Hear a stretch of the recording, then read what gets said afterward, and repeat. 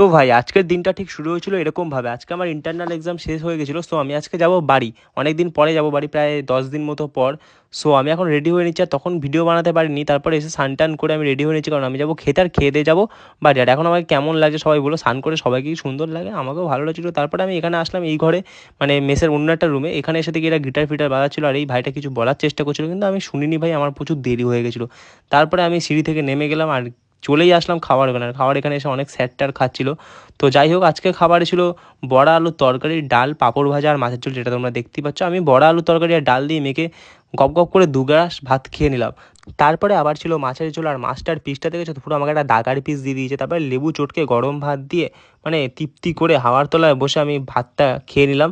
আর ভাত খাওয়া কমপ্লিট করে আমি আবার চলে আসলাম রুমে।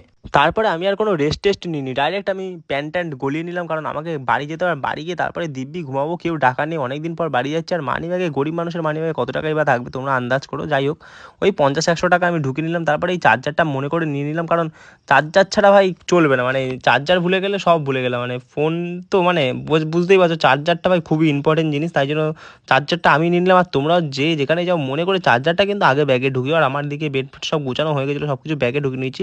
সো আমি এখন যাচ্ছি তোমাদেরকে বাই বলে। আর বেরিয়ে এসে আজকের ওয়েদারটা খুবই ভালো ছিল, একটু আগে বৃষ্টি হয়েছে, আর আকাশটা দেখেই তোমরা বুঝতে পারছো। তারপরে আমি চলে আসলাম কাঠালিয়া মোড়ে, সেখান থেকে একটা অটো ধরে নিলাম। অটোটা নিল 15 টাকা ভাড়া, যেটা আমাকে এখন ফ্লাইওভার দিয়ে টপকে নিয়ে চলে গেলো ব্যারাকপুর স্টেশনে। আর ব্যারাকপুর স্টেশনটা দেখে তো কী সুন্দর লাগছে, মানে উপরে খোলা আকাশ আর নিচে ব্যারাকপুর স্টেশনটা, হেবি সুন্দর একটা লাগছিল। তারপরে আমি ফ্লাইওভার ধরে নেমে গেলাম। তারপরে প্ল্যাটফর্মে এসে দেখলাম ট্রেনটা অলরেডি দিয়ে দিয়েছে, তাই জন্য আমি তাড়াতাড়ি ট্রেনে উঠে পড়লাম। আর আমার একটা সুবিধা কী বলতো, আমি ইউটিএস থেকে অনলাইনে টিকিটটা কেটে নিই। সো আমার টিকিট কাটার জন্য অত ঝামেলা থাকে না। তারপরে শিয়ালদা স্টেশনে নেমে পড়লাম।